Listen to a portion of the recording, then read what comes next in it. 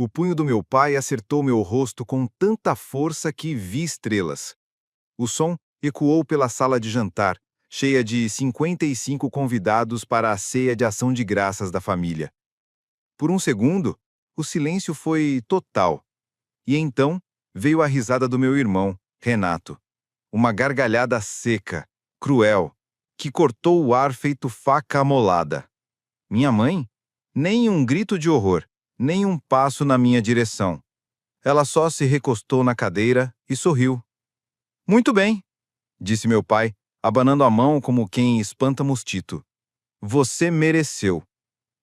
Naquele instante, com um gosto de sangue na boca e 55 olhos me julgando, uma verdade me atravessou feito raio. Eu nunca fui o problema. Eu era só o espelho que eles odiavam encarar. Meu nome é Caio, e aos 32 anos, eu acabava de descobrir que minha própria família me usou como bode expiatório a vida toda. Mas, enquanto celebravam minha humilhação em rede nacional, ou quase, não sabiam de uma coisa essencial. Eu já vinha esperando por isso fazia 2 anos. E naquela noite, quando chegasse em casa, faria 3 ligações que colocariam o castelo de cartas deles abaixo. Tudo começou 6 meses antes, com o convite. Papel chique, creme, letras douradas em alto relevo. Minha irmã Bruna sempre adorou um frufru de aparência. O conteúdo, como sempre, era secundário. Fazia meio ano que ninguém da família me dava nem um bom dia, nem uma mensagem, nem um "e aí, sumido?" de WhatsApp. A última vez que pisei naquela casa, Bruna gritou que eu me achava o rei da cocada preta só porque me recusei a investir na consultoria furada do Renato. Saí de lá ao som de portas batendo e acusações ecoando na cabeça. E agora, um convite pomposo para o jantar especial de ação de graças. Querido Caio, esperamos que você se junte a nós para uma reunião familiar especial. 15 horas, Casa da Família. Com amor, Bruna. Com amor. Soltei uma risada amarga. Minhas mãos não tremiam de ansiedade. Tremiam de tudo que vinha se acumulando fazia tempo. Coisas não ditas. Feridas nunca saradas. Sentei na beira da cadeira da cozinha, carta aberta no colo, tentando decidir o que doía mais. Ficar longe ou voltar? Parte de mim sabia que podia ser cilada. Eu não me espantaria se, ao entrar, encontrasse um teatro passivo-agressivo me esperando. Mas outra parte, a parte que se aninhava no colo da minha mãe depois dos pesadelos, que ajudava meu pai a colocar o piso da garagem, que costurou a fantasia de Halloween da Bruna quando ela tinha 10 anos, essa parte se perguntava: e se isso significar alguma coisa? Encerramento nem sempre vem com um laço bonito. Foi o que minha terapeuta me disse uma vez, e ficou.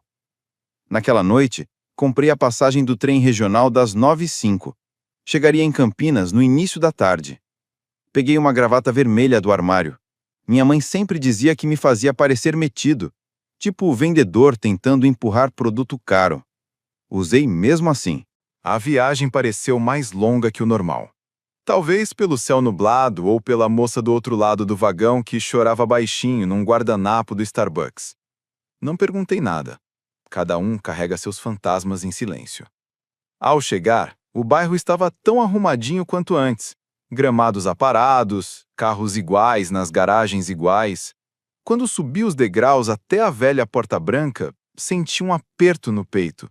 A plaquinha de madeira acima da varanda tinha mudado. Antes dizia: Os Prado, todos são bem-vindos. Agora, família em primeiro lugar, sempre. A porta se abriu antes mesmo que eu batesse. Um homem de camisa branca e colete preto segurava um tablet. Nome, por favor? Perguntou, sem emoção. Caio, respondi, seco. Ele digitou algo e fez sinal para eu entrar. Sem abraço, sem aperto de mão caloroso daqueles que minha mãe costumava dar, só protocolo. Lá dentro, o cheiro de peru com alecrim percorreu a casa, quase reconfortante, até que vi o mapa de assentos colado no aparador. Bruna na cabeceira, Renato do lado da mãe, meu pai do lado oposto e eu. Convidado, no canto esquerdo da mesa. Convidado? Nem nome! Convidado! Engoli o nó na garganta, entreguei meu casaco a outro funcionário, um estranho. Entrei. Ninguém levantou o olhar. Ninguém disse: Caio, que bom te ver! O primeiro rosto conhecido foi o da Bruna. Veio caminhando, feito atriz entrando em cena, braços abertos, sorriso falso pintado no rosto. Olha só quem resolveu aparecer! Anunciou, alto bastante para todos ouvirem. Risadinhas forçadas ecoaram. Meu pai fez um aceno preguiçoso da poltrona e nem se mexeu. Renato passou por mim como se eu fosse invisível e pegou um ovo recheado da bandeja. Fui até a única cadeira vazia escondida atrás do buffet, longe da lareira. Sentei em silêncio, mãos entrelaçadas, esperando o clima melhorar. Spoiler: não melhorou. A conversa girava ao meu redor como se eu não estivesse ali. Piadas sobre a promoção do Renato, alguém comentando que o filho passou em Ribeirão Preto, nem uma frase para mim. O jantar foi servido pouco antes das 4. O peru parecia de propaganda. O recheio tinha o mesmo cheiro de quando eu era adolescente, roubando colheradas do fogão quando minha mãe se distraía. Pratos tilintaram, copos brindaram, tudo ensaiado demais. Peguei o molho de cranberry e senti antes de ver, os olhares se voltando, discretos, para a cabeceira. Minha mãe se levantou. A cadeira rangeu. Ela bateu o garfo na taça de vinho. Clim! 2 vezes. Clim! E me olhou. Não através de mim. Para mim. Olhos semicerrados. Julgamento silencioso. E eu sabia. Não era brinde. Era sentença. Mas mantive o rosto neutro. Eles não sabiam de nada. Eu já tinha percebido os sinais havia meses. E se você está curtindo essa história, aproveita e se inscreve no canal, porque o que vem a seguir vai te deixar de queixo caído. O som do garfo ecoou como sino de funeral. Minha mãe se levantou com ares de rainha, sorriso social no rosto. 55 convidados em expectativa. Queridos amigos e familiares, começou ela com voz doce e teatral. Antes da sobremesa, gostaria de compartilhar algumas palavras sobre gratidão e família. Silêncio total. Nem o tilintar dos talheres. Fiquei imóvel, coluna reta, tentando parecer mais tranquilo do que me sentia. Um nó começou a se formar no estômago. Quando olho ao redor desta mesa, ela continuou com gestos dramáticos, vejo lealdade, vejo tradição, e vejo uma família que entende que respeito se conquista, não se exige. Meu estômago revirou. Ela cruzou olhares comigo por um segundo, tempo suficiente. Aquilo não era discurso, era execução pública. Em toda a família, disse ela, agora num tom que só nós filhos reconhecíamos. Chega um momento em que precisamos lembrar quem somos, de onde viemos e, mais importante, o que devemos uns aos outros. A galera assentia, sem notar o veneno nas entrelinhas. Renato sorria. Aquele sorriso debochado de infância, quando ele inventava novas formas de me ferrar. Porque às vezes, minha mãe disse bem suavemente, algumas crianças esquecem. Risadinhas polidas. Minha taça de vinho intocada, as mãos frias. Esquecem que humildade é uma virtude, que sucesso não vale nada se vem com arrogância. Pausa dramática. Ela já nem precisava olhar para mim. Todo mundo sabia de quem ela estava falando. Dinheiro não compra raízes, concluiu com um sorriso doce. E com certeza não compra amor, muito menos respeito. Outra risadinha educada. Renato bufou, claramente se divertindo com a prepotência alheia. Eu respirei fundo, esperando o grande finale. Arrogância é feia, ainda mais em família, que deveria ser lugar de carinho, não de showzinho barato. Foi aí que Renato começou a bater palmas. 1, 2, 3 palmas lentas e bem calculadas. O sorriso dele atravessou a sala como faca quente em manteiga. Essa foi a melhor até agora, mãe, murmurou ele alto o suficiente para causar. Bruna desviou o olhar, girando a taça de vinho como se analisasse a safra, fingindo estar vidrada numa decoração brega de cranberry. Meu pai, Sérgio Prado, nem piscou. E eu? Fiquei ali, parecendo uma estátua de cera com vestido vermelho, presa numa sala que antes tinha festa de aniversário, noite de truco e risada boa. Agora, era só um palco para minha humilhação ao vivo. Levantei com calma e empurrei a cadeira para trás. Não falei nada, só tirei o guardanapo do colo e deixei dobradinho no prato. Consegui dar 2 passos antes do baque. O som ecoou como tapa de novela, uma mão contra o meu rosto, com força e sem cerimônia. A lateral esquerda da minha cara pegou fogo. Demorei 1 segundo para entender que ela tinha feito aquilo. Minha mãe, Patrícia Lima, estava com os dedos ainda estendidos, olhos arregalados, não de susto, mas de puro prazer. Um murmúrio correu pela sala, mas ninguém moveu um músculo. Minha taça caiu da mão, se espatifando no mármore. O som ressoou no silêncio como sino de igreja. Meu pai finalmente falou, da poltrona mesmo, sem levantar os olhos. Muito bem. Olhei para ele, depois para ela, depois para os rostos conhecidos que pareciam de cera, paralisados. Tinha vergonha estampada em cada um, menos no Renato, que só se remexia na cadeira. Bruna tomou mais um gole como se nada tivesse acontecido. E eu? Não chorei. Dei meia volta e saí da sala, sem cena, sem lágrima dramática. Só caminhei pelo corredor que costumava cheirar a canela nos natais. Passei pelas fotos de família que pararam de me incluir há 5 anos. Passei também pelo cabideiro que construí na aula de marcenaria do colégio, e saí pela porta da frente. O ar gelado de novembro bateu na cara, agora ardendo por dentro e por fora. Mas não coloquei a mão. A dor servia como lembrete. Tudo aquilo era real. Sentei nos degraus da varanda, debaixo das pernas e do silêncio. Ninguém me seguiu, nenhuma alma, nenhum espera, nenhum teatrinho falso. Foi aí que caiu a ficha, não como um estalo, mas como uma verdade que foi cozinhando devagar. Eu não perdi minha família, eu nunca tive uma. Peguei o celular do bolso do casaco, a mão estava firme. Rolei a lista até o fim. 3 nomes que achei que nunca mais tocaria. Cada um queimava como fósforo aceso no escuro. Toquei no primeiro. 1, 2 chamadas. Então ouvi a voz calma e grave. Estava esperando sua ligação. Não sorri.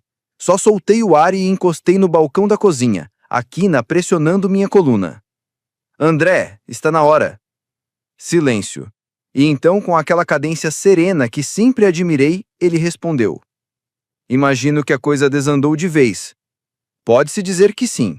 Preciso que ative o plano que combinamos há 2 anos atrás. Congele o fundo, abra o escopo completo e entre com o pedido de liminar. Vamos travar todas as vias de movimentação de dinheiro. Ouvi ele embaralhando papéis. Já estava no modo ação. Você ainda tem a procuração temporária da sua mãe, segundo a emenda que protocolamos na recuperação dela. Ela nunca revogou. Ela nem sabia como, falei quase rindo, e o pai dela era arrogante demais para checar. Você ainda é o tutor legal, Calho. Fechei os olhos, gravei tudo. Depois acrescentei. Ah, André, quero que seja efetivo pela manhã, discreto. Nada de mídia, nada de rebuliço. Você me conhece, respondeu baixinho. Eu opero nas sombras. A ligação terminou ali. Sem abraço virtual, sem boa sorte. Só o velho entendimento de sempre. Deixei o celular no balcão e fui para a sala. Meu AP era simples. 2 quartos, piso de madeira, estantes cheirando a livro velho. Mas era meu. Cada centímetro, livre das mãos deles. Lá fora, os postes desenhavam halos dourados na calçada. Aquela calma típica antes de vir a tempestade. Liguei o notebook e disquei o segundo número. Carla Borges. Atendeu antes do segundo toque. Caio. Olhei as horas. 00:30. Desculpa ligar tão tarde. Se você ligou, ainda não é tarde, ela disse, já desperta. Cliquei na pasta da área de trabalho chamada Plano B. Cruzaram a linha. Arrastei as fotos que tirei mais cedo no escritório do meu pai. Livros caixa rabiscados, cheques falsos, contas fantasmas. Enviei tudo. Ouvi o ar escapar dos pulmões dela. Caio, se isso for confirmado, é crime pesado. A gente não tá mais falando de puxão de orelha. Eu não tô procurando castigo. Tô procurando verdade. Ela entendeu na hora. Começo agora. Você vai ter um relatório ainda hoje. Me recostei, os ombros finalmente tocando a cadeira. Nem percebi o quanto estava duro feito poste, como se ainda estivesse naquela janta infernal. A terceira ligação foi a mais rápida. Levantei, fui até a janela e liguei para Carla. Ela atendeu suspirando. É bom que seja urgente. E é. Passei o número do CNPJ da fundação. Sem contexto. Depois o link do Dropbox que deixei preparado meses atrás. Backups, escaneamentos, planilhas suspeitas, até registros do servidor da empresa dos meus pais. Ela não perguntou nada. A confirmação da intimação chega em até 48 horas. E desligou. Nem boa noite, nem obrigado. Fiquei na janela, olhando o brilho tímido da cidade além de Ribeirão Preto. Meu reflexo me encarava de volta. Mais velho do que lembrava. Cansado, mas inteiro. Fui fazer um chá. Era quase automático. Camomila, uma gota de mel, na caneca azul com a alça trincada que eu me recusava a jogar fora. Enquanto a chaleira apitava, minha mente escapava. 2 anos atrás, a casa ainda cheirava a álcool e flores artificiais de melhoras. Minha mãe se recuperava de uma cirurgia complicada e eu voltei de uma temporada em Campos do Jordão para cuidar dela. Meu pai vivia fora. Renato estava em Balneário Camboriú. Bruna só aparecia para postar no Instagram. Então, era só eu, o filho esquecido, trocando os curativos dela, preparando caldo de ossos, ajudando a levantar da cama e a deitar de novo. E enquanto ela dormia, eu tinha acesso a senhas, arquivos, carimbos de assinatura. Na época, nem cogitei usar nada daquilo, só arquivei tudo. Tipo quem guarda um martelinho atrás do vidro com a plaquinha "Quebre em caso de emergência". Eles nem notaram. Agora, a chaleira chiava. Servi o chá, sentei numa mesinha perto da estante e fiquei observando o vapor subindo igual bailarina dançando sem plateia. Eu não sentia mais raiva. Aquilo era coisa do meu antigo eu. A raiva grita, faz escândalo. O que eu sentia agora era outra parada. Mais silenciosa. Mais afiada. Eles queriam um bode expiatório. Alguém para colocar na fogueira e dizer: "Tá vendo? É isso que acontece quando você sai da linha." Queriam que a filha quietinha continuasse quieta. E tudo bem, eu ia ficar. Mas agora, o silêncio ia ser minha arma. Dei o último gole, fechei o notebook e sussurrei para a sala vazia. Agora é só esperar. 27 horas depois, as contas da família estavam congeladas e o telefone começou a tocar. Eu estava na cozinha, mexendo uma panelinha com mingau de aveia, quando recebi a primeira ligação. Na tela, "Pai", piscava em letras grandes. Deixei tocar 2 vezes e atendi. "Tem um problema com o fundo", disse ele já seco, sem nem dar um alô. "A transferência trimestral não rolou. Liguei para o banco. Disseram que foi sinalizado. Dá para verificar?" A voz dele ainda não estava em pânico. Era aquele tom típico de homem que está acostumado a ver tudo funcionando do jeito que ele quer. Tipo o patrão que nunca troca a própria lâmpada. Não respondi logo. Coloquei a aveia numa tigela, joguei uma pitadinha de canela por cima e fui até a mesa. "Não. Quer dizer, não vou verificar nada. Você que vai ter que dar um jeito. Você tem a procuração. E eu vou usá-la." Desliguei. A segunda ligação chegou antes mesmo de eu dar a primeira colherada. Depois veio uma mensagem de voz do Renato. E outra. E mais outra. Na quarta vez, o celular vibrou tanto que quase pulou da mesa. Não atendi de imediato. Comi primeiro. Me servi de um café, aí sim apertei o play. Se acha esperto? Rosnou Renato com a voz cheia de veneno. Acha que cortar o dinheiro te faz poderoso? Fomos nós que te fizemos, Caio. A gente te deu tudo. Próxima mensagem. Era isso que você queria, né? Sempre quis ver a gente se ferrar, pois conseguiu. Tá feliz agora? Depois, silêncio. 2 horas inteiras. Aproveitei o tempo para revisar umas faturas que a Patrícia tinha sinalizado. As datas batiam direitinho com os saques do fundo da Bruna. Às 11h23, Bruna ligou. O celular mal deu um toque e eu silenciei. Vi o nome dela sumir da tela, seguido por uma mensagem de voz. Ela parecia ofegante. Não era aquela rebeldia mimada de sempre. Era pânico puro. Disseram que o pagamento não foi feito. O salão me ligou. Ao fundo dava para ouvir um cara gritando. Provavelmente o Marcelo, o noivo dela. Não respondi. Só digitei uma frase no nosso antigo grupo de família. O fundo nunca foi seu para gastar. Caio. No início da tarde, Patrícia mandou mensagem. Confirmado. Salão, florista, depósitos pro buffet, tudo saiu da conta secundária da fundação. Agora tá congelado. Carla apareceu em seguida. Os fornecedores estão indo embora. A notícia tá se espalhando. E eu? Senti uma satisfação estranha. Não era vingança. Era a clareza. Tipo quando você tira um cisco do olho e enxerga tudo de novo. Aí veio a ligação. Mãe. A voz dela estava fria, calculada. Você é $1.000.000. Não, respondi. Calmo. Foi você quem se humilhou. Você arruinou o casamento da sua irmã. Não. Você deixou ela roubar de uma instituição de caridade. Agora, o sistema só fez o que tinha que fazer.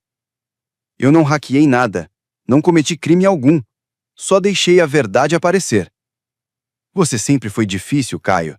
Tão certinho, tão obcecado em fazer tudo pelo caminho mais complicado. Talvez não seja o seu caminho, respondi. Desliguei. Dessa vez, nem o coração disparou. Aí veio outra ligação. Sem nome, sem número, bloqueada. Do outro lado, só um suspiro. E então, uma voz conhecida. Caio, tenho algo que você precisa saber sobre o seu pai. Reconheci na hora. Caio, é a dona Cida. Eu trabalhava com a sua tia Norma naquela época. Minha mão travou no celular. Eu não ouvia aquele nome fazia anos. Tia Norma tinha morrido. Disseram que foi por causas naturais, há mais de uma década. A única pessoa que bateu de frente com meu pai e depois sumiu de todas as fotos da família. Eu guardei uma coisa. Ela me pediu. Acho que chegou a hora de você ver. Ela marcou comigo no cartório de registros públicos do Ibirapuera, 4º andar, sala de arquivos, às 4h30 da tarde. O caminho até lá parecia a cena de novela das 6. Céu cinza, garoa chatinha, limpador de para-brisa rangendo igual chinelo velho. O prédio estava quase vazio.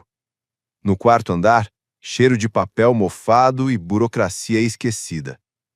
Dona Cida parecia menor do que eu lembrava. Cabelo grisalho num coque bem apertado. Os olhos suavizaram quando me viu. Você veio. Ela foi até um arquivo, abriu um compartimento escondido e tirou um envelope pardo pequeno. Era o seguro da Norma, caso acontecesse alguma coisa com ela. Lá dentro, um pendrive simples, sem etiqueta. Mantenha ele fora da internet, confie em mim. O que tem aqui? Provas de quem seu pai realmente era. Quando cheguei em casa, já passava das 7 horas. Desliguei o celular, fechei as cortinas e sentei no balcão da cozinha. Com meu notebook velho, nada de Wi-Fi, nada de Bluetooth. O arquivo estava nomeado. Áudio Cecília 2011. Apertei o play.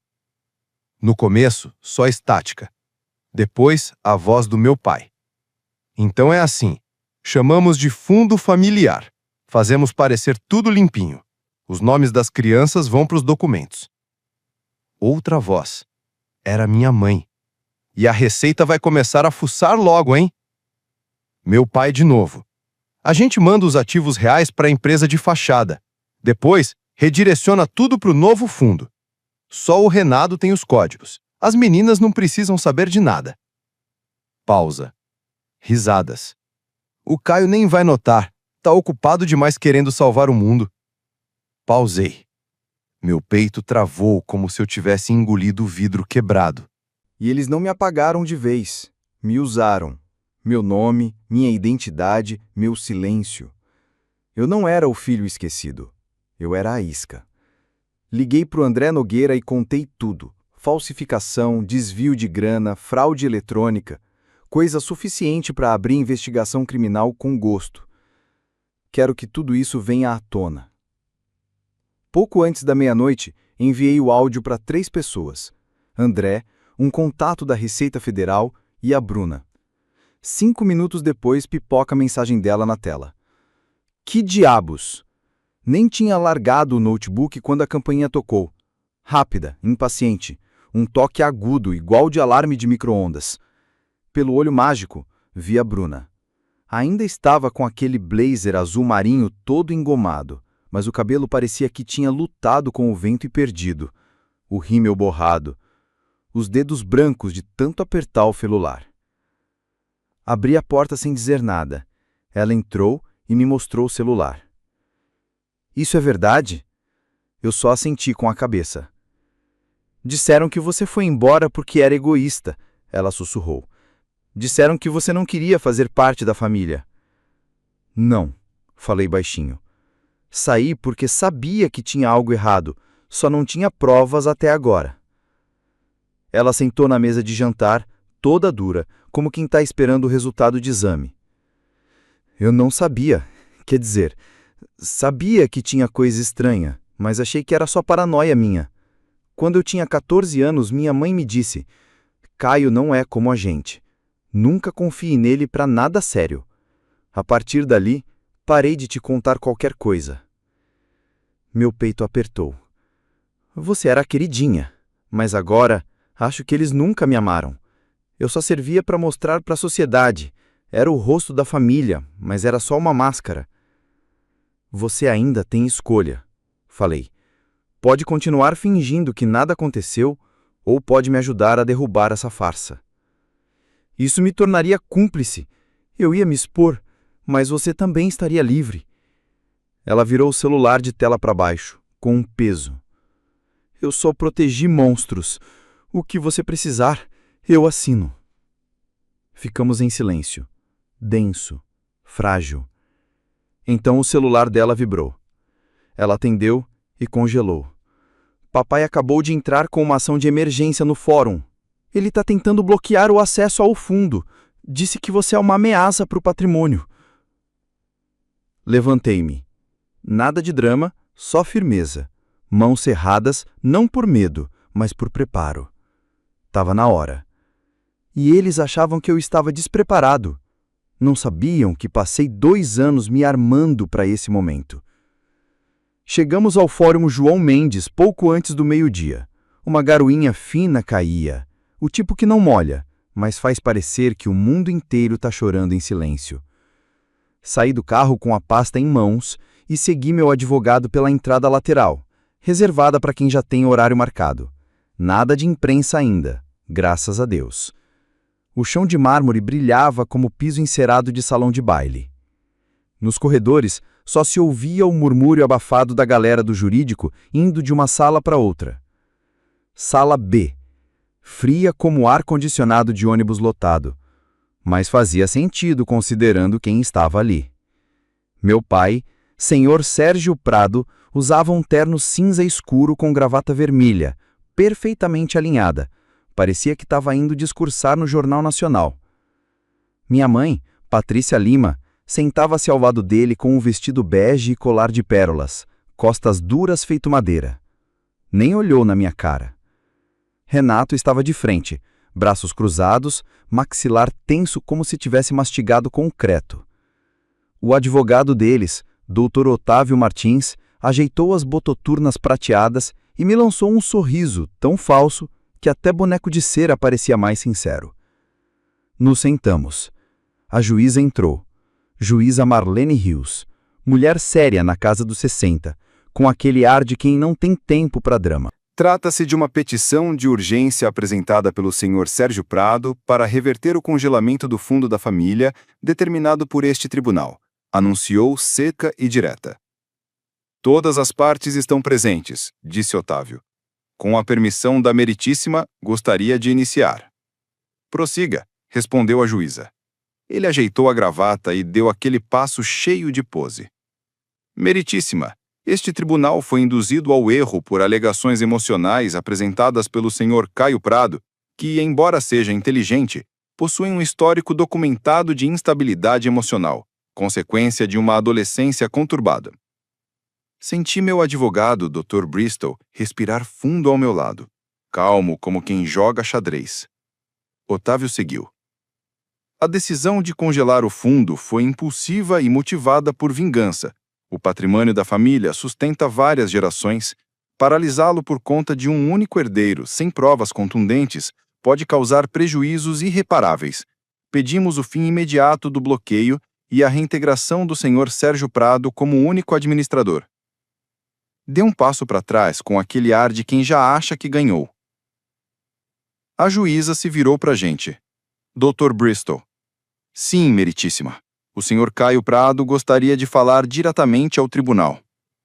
A juíza assentiu. Levantei-me devagar, consciente do silêncio. Até o escrivão parou para olhar. Meus sapatos batiam no mármore num compasso quase cerimonial. Tomei meu lugar, olhei direto nos olhos da juíza. Não congelei o fundo por raiva. Congelei porque finalmente tinha provas. Deixei as palavras assentar. Por anos, questionei documentos que não batiam, decisões financeiras onde meu nome não aparecia, promessas não cumpridas, assinaturas que não eram minhas, embora estivessem lá. Achei que fosse loucura, mas agora tenho mais do que desconfiança. Dr. Bristol entregou uma pasta grossa ao escrivão. Meritíssima, temos duas provas principais. Primeiro, documentos com a assinatura falsificada do Sr. Sérgio Prado, comparada a registros anteriores.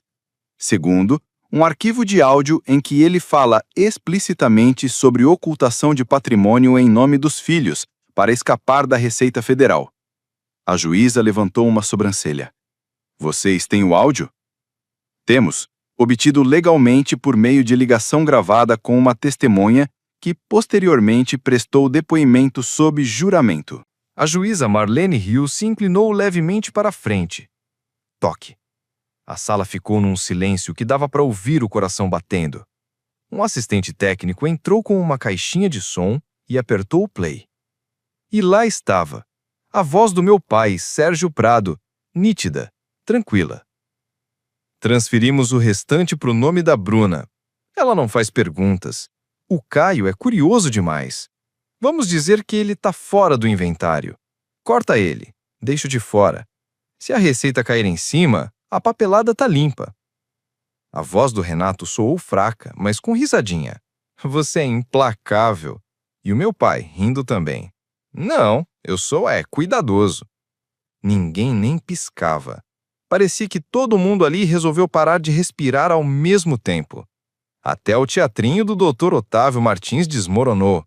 Ele piscou, o maxilar travado. Minha mãe abaixou os olhos, encarando o chão. Renato se jogou na cadeira, pálido como parede de hospital. A juíza olhou diretamente para o meu pai. Senhor Prado, é a sua voz? Ele hesitou. Pode ter sido. Sim ou não? Sim, mas... Chega! Silêncio absoluto. Só se ouvia o som da caneta do juiz riscando alguma coisa. A juíza virou para o escrivão. Moção negada. O bloqueio do fundo fiduciário da família Prado permanece em pleno vigor. E mais, estou encaminhando o caso imediatamente às autoridades federais por suspeita de fraude financeira e perjúrio. O senhor Sérgio Prado, A senhora Ellen Prado e o senhor Renato Prado devem entregar a declaração completa em até 7 dias úteis. O advogado Otávio até tentou se levantar, mas a juíza levantou a mão com a autoridade de quem manda na casa. Isso aqui não é feira. Sessão encerrada. O som do martelo ecoou como um tiro de largada. Me levantei, peguei meu casaco e fui saindo com calma. Atrás de mim, ouvi meu pai levantar num tranco, cheio de raiva. Eu estava no meio do corredor quando ouvi a voz dela, cortante como navalha. Acha que venceu? Parei. Me virei. Olhei nos olhos dele e disse: Não, acho que assustei vocês. Ele não respondeu. A boca abriu, fechou, os punhos cerrados, mas ficou por isso mesmo. Nada mais seria dito naquele tribunal. Não naquele dia. Lá fora a chuva tinha parado, mas as nuvens ainda pairavam. O ar tinha ficado leve, como aquele momento esquisito logo antes do sol resolver aparecer para valer. Não falei mais nada, só fui embora. E mesmo com o fim daquela audiência, eu sabia. A tempestade da família Prado estava só começando. Se você está acompanhando essa novela da vida real, se inscreve no canal porque o que vinha pela frente ia explodir segredos que nem eu sabia que existiam. A primeira pancada veio 2 dias depois, às 7h36 da manhã. O sol mal tinha esfregado os olhos por cima das árvores, lá em Campos do Jordão. Renato foi o primeiro a abrir a porta. Um grupo de gente vestida com jaquetas azul marinho estava parado na frente. Receita Federal, Divisão de Execução, disse um deles, mostrando o distintivo. Temos um mandado. Eu, claro, nem estava lá. Estava em Ribeirão Preto, quando meu celular vibrou. Era o André Nogueira. Nada de texto, só uma foto. Caixas com provas sendo descidas escada abaixo na casa dos Prado, cada uma com etiquetas impressas. Eu não sorri, só sussurrei. Agora vocês abriram essa porta. Só segurei o espelho. De volta a Campos, o caos já estava instalado. A esposa do Renato deu um grito quando os agentes entraram. Minha mãe desabou no sofá pedindo sais de cheiro como se estivesse numa novela das 8. Meu pai desceu as escadas esbravejando. Isso é palhaçada! O agente, todo calmo, entregou o mandado. Isso aqui é uma investigação federal, senhor. Pode chamar seu advogado, mas a busca vai continuar. O escritório do Renato virou cena de CSI. Abriram gaveta, levaram pendrive, copiaram notebook. Aí um agente, mexendo no armário de madeira, ouviu um toque metálico. O som era oco. Ele afastou os arquivos e... bingo! Um compartimento secreto embutido na parede. Dentro, um caderno de couro preto, todo gasto, tipo diário de político enrolado. Tudo escrito à mão. Datas, valores, códigos, nomes falsos, tipo M01, J91, L73. Nossos meses e anos de nascimento. Transferências para contas lá fora. Fundos fiduciários falsos. O agente mostrou para o Renato. Ele soltou uma risadinha nervosa. Isso aí é só planejamento tributário, rascunho, coisa boba. O agente nem piscou. Então explica isso para o promotor. Horas depois, saíram de lá com 12 caixas, 2 HDs e um notebook preto que virou a estrela de um processo cabeludo. Às 6h40 da noite, minha campainha tocou. Era a Bruna. Usava jeans e um suéter azul marinho. Estava segurando uma travessa de cerâmica. Fiz lasanha, disse baixinho. Era seu prato favorito na época. Comemos em silêncio, quase absoluto. Em um momento, peguei uma foto nossa de criança e coloquei entre nós. Você acha que ela nos amou? Perguntei isso para ela hoje. Continuou Bruna com a voz vazia. Ela me bateu, como fazia antes. Bateu? Não reagi. Só me levantei e fui embora. Ela ficou até quase 9 horas. Depois se levantou e saiu sem dizer mais nada.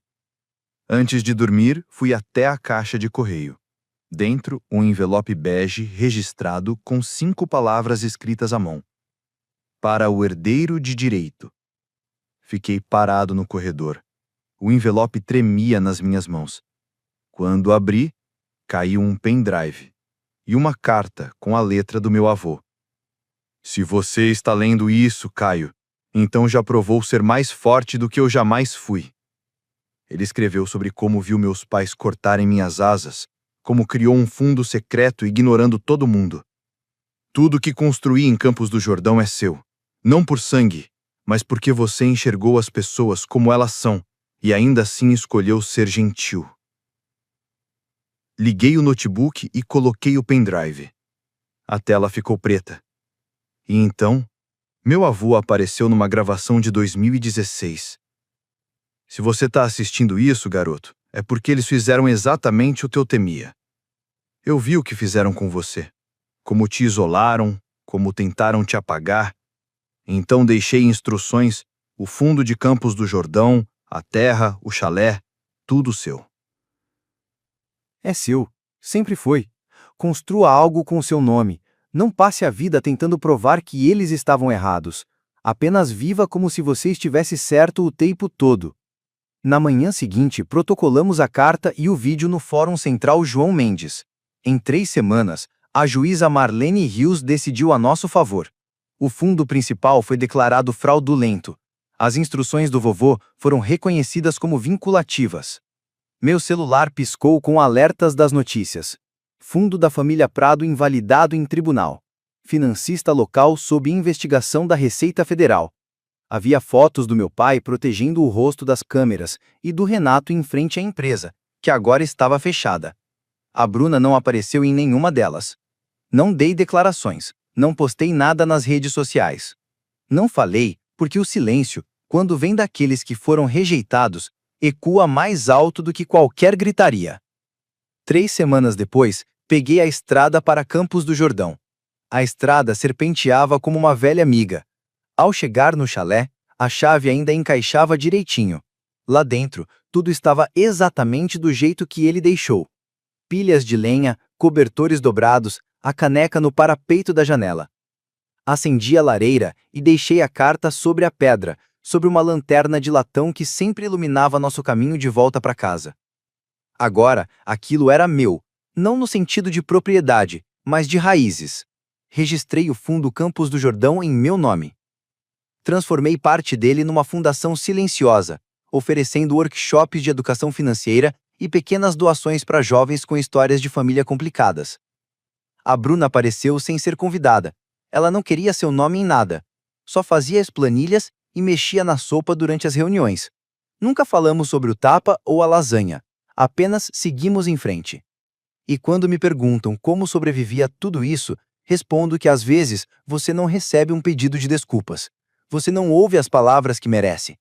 Mas, se viver a sua verdade, sua paz vai ficar mais forte do que a maldade deles jamais foi.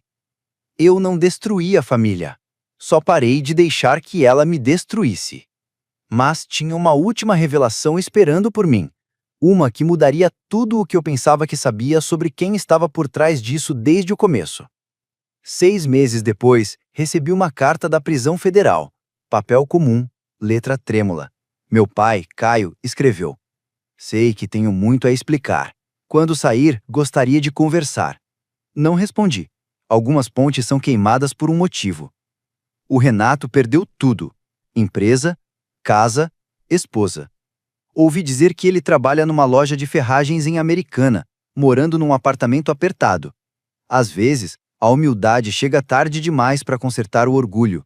Minha mãe vendeu a casa em Campinas e se mudou para um apartamento modesto na Praia Grande. Quando alguém menciona meu nome, ela muda rápido de assunto. O silêncio dela agora não é por poder, é por vergonha. A Bruna e eu nos encontramos toda segunda-feira no café perto da fundação. Ela nunca fala do passado, só dos projetos. Semana passada, ajudamos uma garota de 18 anos a escapar de uma família tóxica e conseguir uma bolsa de estudos. "Você salvou minha vida", ela me disse no nosso último encontro. Eu não salvei nada, só mostrei que ela tinha o poder de se salvar sozinha. Campos do Jordão virou meu refúgio. Passo os fins de semana no chalé do meu avô lendo, escrevendo e planejando projetos para a fundação. No inverno, a neve cobre tudo com um silêncio branco e sereno. Às vezes, visitantes perguntam sobre minha família, sobre a grande briga que os jornais noticiaram.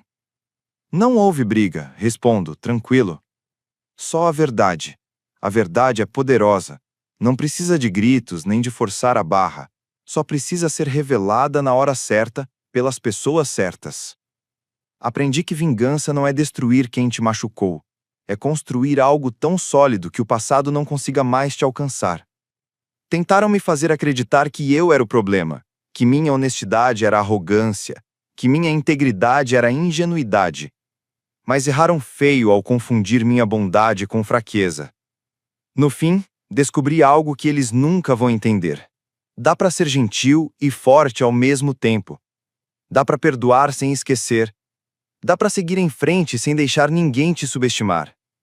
Hoje, quando me olho no espelho, vejo o homem que meu avô esperava que eu me tornasse.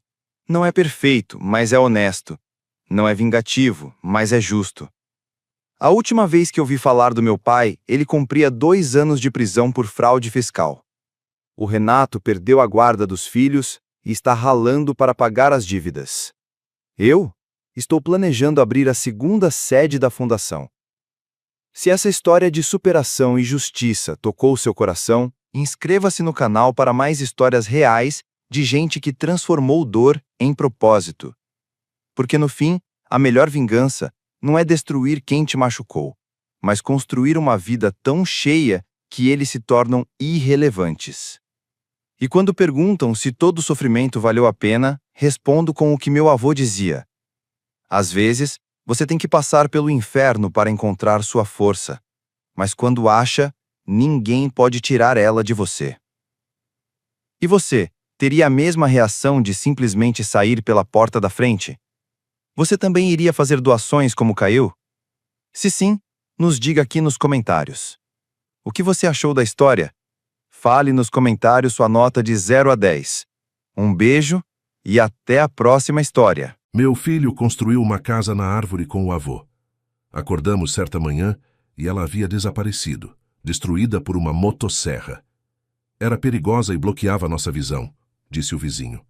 Eu não disse nada. Dirigi até 2 cidades. Peguei algo e esperei a noite cair. Nos mudamos para o Jardim Florença, em São Paulo, logo após o divórcio. Eu precisava me afastar da cidade. Muito barulho, muitas lembranças e pouco espaço para meu filho ser criança. Encontrei uma casinha de 2 quartos em uma rua tranquila, com um quintal grande e um velho plátano que parecia estar ali havia 100 anos. Meu pai se mudou 6 meses depois. Ele também estava sozinho. Minha mãe faleceu anos atrás e ele nunca se casou novamente. Era o tipo de homem que não falava muito, mas sempre tinha alguma coisa acontecendo na garagem. Ferramentas penduradas nas paredes como se fossem parte de um santuário. Quando ele se ofereceu para construir algo com Lucas, meu filho, não dei muita importância. Imaginei que martelariam algumas tábuas e chamariam aquilo de forte, mas virou a praia deles. Todos os sábados e domingos, o dia inteiro, os 2 estavam lá fora, serrando, perfurando, rindo. Lucas tinha 8 anos, mas ninguém imaginaria isso, pela forma como ele ouvia seu Joaquim. Ele seguia todas as instruções, media cada viga 2 vezes. Meu pai lhe mostrou como nivelar a base, ancorar os suportes, escorar os cantos. Eles não compraram um kit, não economizaram, construíram do zero. Levaram 5 fins de semana. Fizeram um pequeno deck com corrimão, uma escotilha com escada. Pintaram de azul e vermelho. Lucas inventou o nome, a Torre de Vigia. Ele até fez uma placa para ela. Dentro, havia 2 cadeiras dobráveis, uma lanterna, um walkie-talkie e os antigos binóculos militares do meu pai. Na noite em que ficou pronta, Lucas implorou para dormir nela. Nós o deixamos, verifiquei 2 vezes. Ele dormia profundamente com a lanterna ainda acesa. Aquela noite significou muito para ele. 3 dias depois acordei cedo e saí com meu café, como sempre. Foi quando a vi, desaparecida, não desmontada com cuidado, destruída, despedaçada, pedaços de madeira pintada espalhados por toda parte, lascas sobre a grama. O deck estava destruído, a escada havia sumido, e a árvore, o sicômoro, tinha cortes profundos na base. onde alguém havia serrado parte do tronco com uma motosserra. Parecia que uma tempestade a havia atingido, mas o céu estivera limpo a noite inteira. Eu ainda estava tentando processar tudo quando ouvi uma voz atrás de mim. Era perigosa e bloqueava nossa visão. Virei-me. Era nosso vizinho, o Sr. Arnaldo Cunha. Ele estava parado na entrada da garagem como se nada estivesse errado. Usava calça caque e camisa social como sempre, sem um fio de cabelo fora do lugar. Sua esposa, Dona Lúcia Cunha, estava atrás dele, segurando seu cachorrinho. A princípio não disse nada. Não conseguia. Minha mente congelou. Tudo o que consegui fazer foi encará-lo.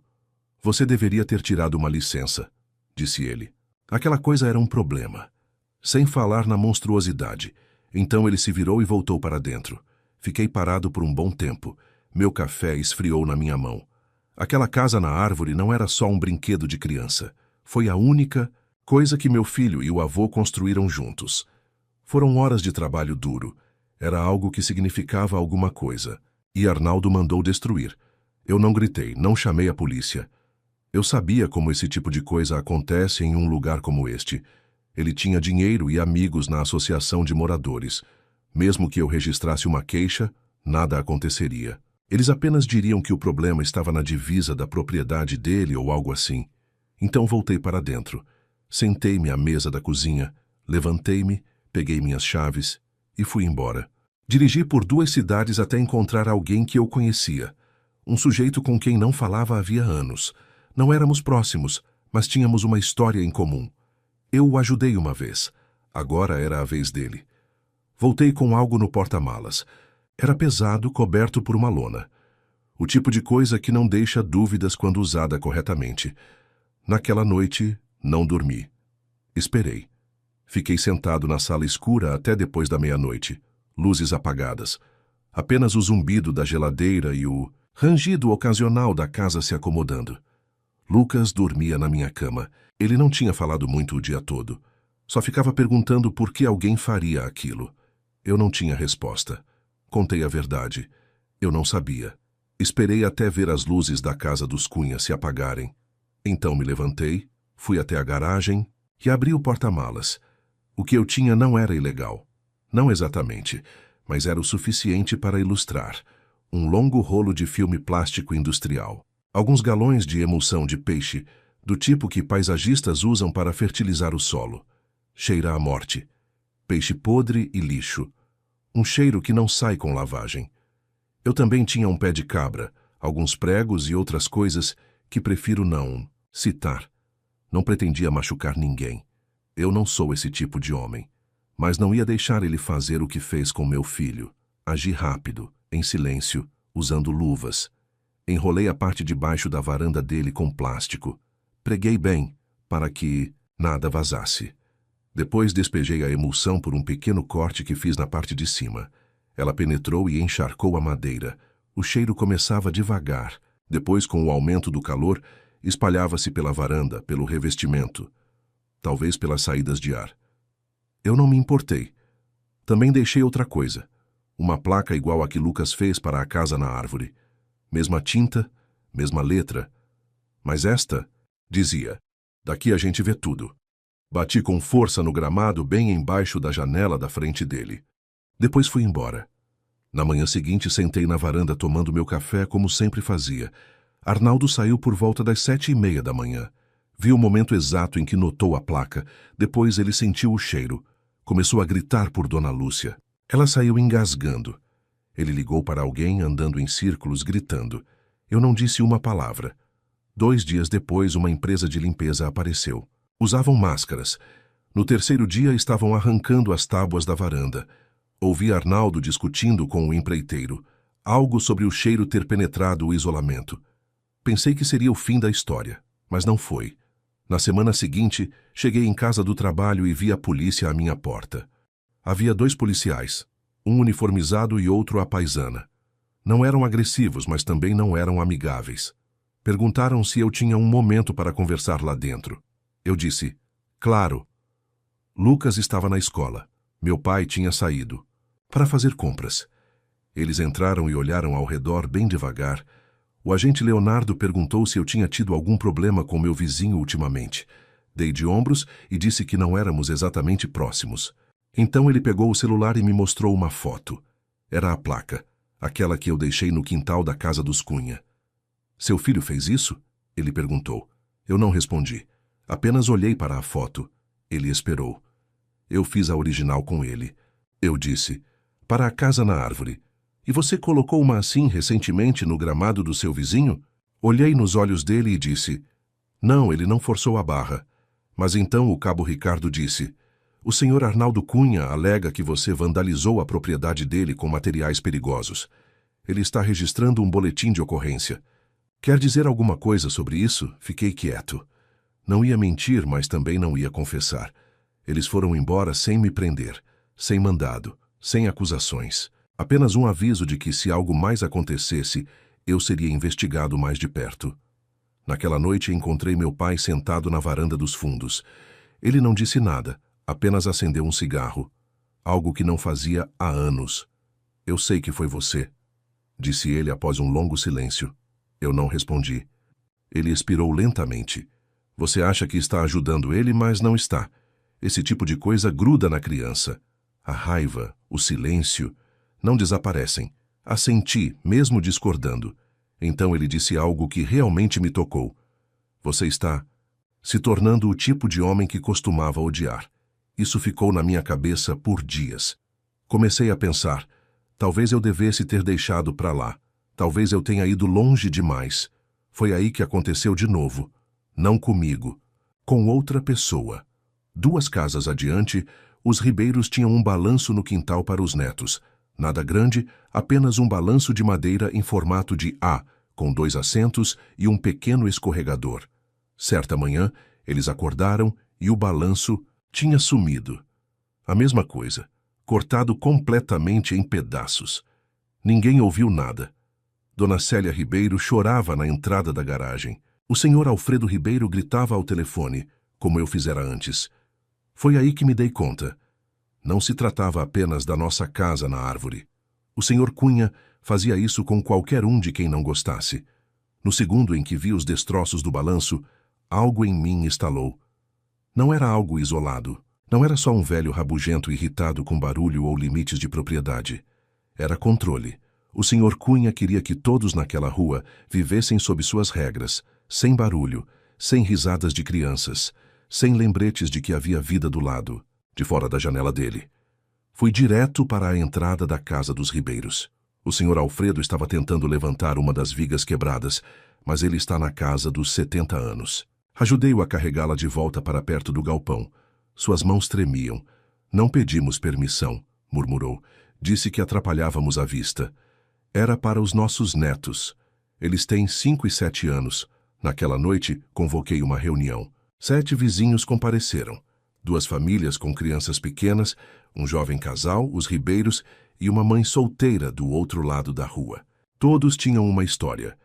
Cachorros latindo, cartas de advertência, visitas de fiscalização, reclamações anônimas à associação de moradores. Tudo levava de volta ao senhor Cunha.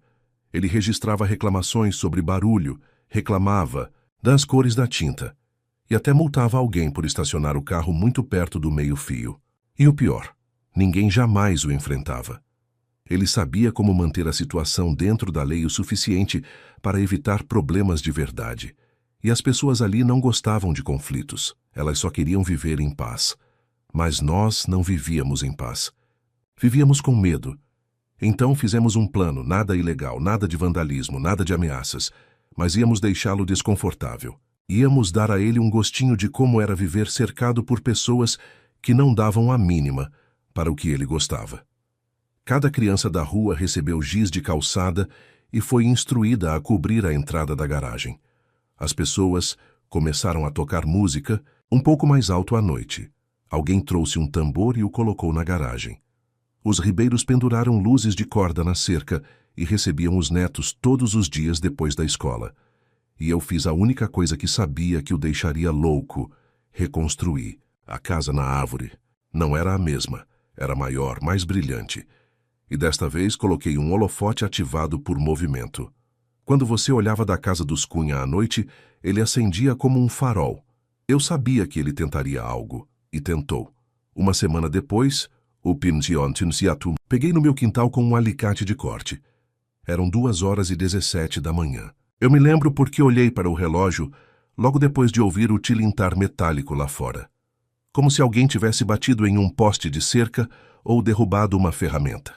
A princípio, pensei que fosse um guaxinim. Mas quando olhei pela janela, dos fundos eu o vi. O senhor Cunha parado no meu quintal com um alicate de corte preto na mão, mirando a base da escada de corda. O holofote não tinha acendido porque ele veio pelos fundos, pelo estacionamento lateral. Desviou do sensor. Não pensei. Simplesmente me mexi. Peguei o taco de beisebol atrás da porta. Não calcei os sapatos. Saí descalço pelos fundos com o coração disparado. Não gritei no começo. Não precisava.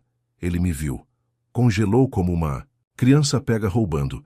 E pela primeira vez desde que o conheci pareceu com medo. Que diabos você está fazendo? Perguntei com a voz baixa e trêmula. Ele tentou falar. Tentou inventar alguma coisa. É um risco que eu ia correr. Se você der mais um passo, eu chamo a polícia. Ele deu um passo para trás, depois outro. Eu tenho esse direito. Não, você não tem. Não mais. Se você chegar perto da minha família de novo, vai desejar que eu tivesse chamado a polícia. Ele ficou parado ali por mais um segundo, depois largou o alicate e foi embora. Liguei para a polícia mesmo assim. Eles apareceram 20 minutos depois, registraram um depoimento e encontraram os cortadores no meu quintal. Eu tinha as imagens da câmera que instalei atrás do galpão, uma que ele não viu. Isso deveria ter sido o fim. Mas uma semana depois, o senhor Arnaldo Cunha entrou com uma ordem de restrição contra mim. Disse que eu o ameacei, que o estava assediando, incentivando a hostilidade da vizinhança e tornando a vida dele insuportável. Ele até mostrou ao tribunal fotos da nova casa na árvore e alegou que o foco era assédio direcionado. E, de alguma forma, o juiz concedeu uma ordem temporária. Disse que precisávamos nos acalmar e que eu não poderia me aproximar a menos de 30 metros da propriedade dele. Tive que dizer ao meu filho que ele não podia mais brincar no próprio quintal. Foi aí que meu pai me chamou para conversar e disse: se você quer bater num homem assim, não lute com os punhos. Faça-o sangrar devagar, como ele faz sangrar este bairro há anos. E foi isso que comecei a fazer discretamente, com cuidado. E funcionou. Começou com as licenças. Fiz um pedido de registros públicos na prefeitura. Levei menos de uma semana para obter cópias de todas as melhorias, estruturas e cercas que o senhor Arnaldo havia instalado em sua propriedade nos últimos 10 anos. Havia vãos, licenças vencidas, uma extensão de pátio que não atendia aos requisitos de recuo e um muro de contenção sem autorização de inspeção. Foi o suficiente para causar espanto, especialmente com o empurrão certo. Enviei denúncias anônimas para o Departamento de Zoneamento. Depois fui mais longe. Encontrei um grupo no Facebook da nossa região, composto principalmente por pequenas empreiteiras e corretoras de imóveis. Fiz algumas perguntas inocentes sobre a altura legal das cercas, acréscimos em casas e árvores próximas aos limites das propriedades. Alguns fiscais locais estavam no grupo. Garanti que eles vissem as fotos. Em um mês, o senhor Arnaldo recebeu a visita de 2 fiscais da cidade. Observei da minha varanda enquanto eles percorriam a propriedade dele, tirando fotos e fazendo anotações, enquanto ele o seguia com o rosto vermelho, gritando. Foi citado, multado, e, em seguida, recebeu uma notificação formal para remover a extensão do pátio ou solicitar uma audiência de variação. Não parei por aí. Alguém apresentou uma reclamação anônima sobre a cerca dele estar em servidão pública. Outra denúncia relatava problemas de drenagem nos canos de queda. Cada denúncia o desgastava lentamente, legalmente por escrito. E, enquanto tudo isso acontecia, a vizinhança esfriou. As pessoas pararam de acenar para ele. Assim, crianças evitavam seu quintal. Alguém jogou ovos na entrada da garagem certa noite. Eu não sabia quem era, não perguntei. E o melhor de tudo, nunca toquei nele. Cada movimento meu era por canais oficiais, rastros de papel, sussurros silenciosos. Ele começou a se desfazer. Certa manhã, eu o vi parado no jardim da frente, apenas olhando para a casa dos Ribeiros. Nada acontecendo, apenas observando, como se estivesse esperando alguém cometer um erro. Então, uma noite, algo mudou. Dona Lúcia Cunha foi embora. Eu a vi sair em uma SUV lotada, ela não voltou. Os vizinhos disseram que eles estavam discutindo sem parar, que ela não conseguia dormir com o estresse constante, os inspetores, o fedor que ainda permanecia sob algumas partes da casa. Não importava o quanto ele esfregasse. Disseram que ele estava obcecado por nós. No dia seguinte, a placa de vende-se foi instalada. Deveria ter parecido uma vitória, mas não foi. No mesmo dia, Lucas estava sentado no deck da casa na árvore com um livro no colo. Ele não disse nada. Apenas olhou para a casa dos Cunha e depois para o quintal, onde antes ficavam todas as tábuas quebradas. Subi até ele e me sentei ao seu lado. Ele não tirou os olhos da página. Ele está indo embora por nossa causa? Perguntou. Eu não soube como responder de imediato. Tecnicamente sim, mas não por sua causa, Lucas, não diretamente. E com certeza não pelos motivos que fariam sentido para uma criança. Ele fez muitas escolhas ruins, eu disse por fim. As pessoas pararam de tolerar aquilo. Lucas apenas assentiu em silêncio. Uma semana depois, caminhões de mudança apareceram. 2 rapazes seguravam caixas enquanto o Sr. Arnaldo dava instruções. Nada de Dona Lúcia, nenhum amigo, ninguém ajudando. Só ele andando de um lado para o outro com aquela camisa abotoada que sempre usava, ainda tentando parecer que estava no controle. Ele não me olhou nenhuma vez, nem quando saiu da varanda, nem quando desceu à entrada da garagem. Mas eu assisti, não com orgulho, não com alegria, apenas com exaustão. Naquela noite, depois que os caminhões foram embora, meu pai e eu nos sentamos na escada dos fundos. Ele me entregou uma cerveja e disse: "Você venceu." Não respondi, porque já não tinha mais certeza do que significava vencer. Olhei para a casa na árvore, iluminada no escuro, e pensei em como tudo começou. Um projeto silencioso, entre um avô e um menino, algo inocente, algo bom. E agora havia um buraco em volta. Essa dor. Tudo porque um homem não suportava o som de crianças rindo. Às vezes, me pergunto se Lucas se lembrará da casa na árvore, ou se vai se lembrar do homem que a derrubou, e do pai que silenciosamente garantiu que ele nunca mais fizesse aquilo. De qualquer forma, não contei tudo a ele, e talvez nunca conte, mas, quando o vejo sentado lá em cima agora, com as pernas balançando na beirada, olhando para o bairro como se finalmente lhe pertencesse novamente, penso: nunca deveria ter sido preciso tanto para se sentir seguro no próprio quintal. Agora me diz, você acha que o pai foi longe demais ou apenas fez justiça com as próprias mãos? E se fosse você no lugar dele, o que faria? Escreve aqui nos comentários, eu quero muito saber. Se você gostou do vídeo, clica em curtir e se inscreve no canal também. Assim você não perde nenhuma história emocionante. E não esquece, deixa também o seu comentário com uma classificação de 1 a 10 para mostrar o quanto você gostou, porque assim eu consigo trazer mais vídeos que sejam interessantes para você. Ah, assista também ao vídeo que agora está aparecendo na sua tela. Até breve!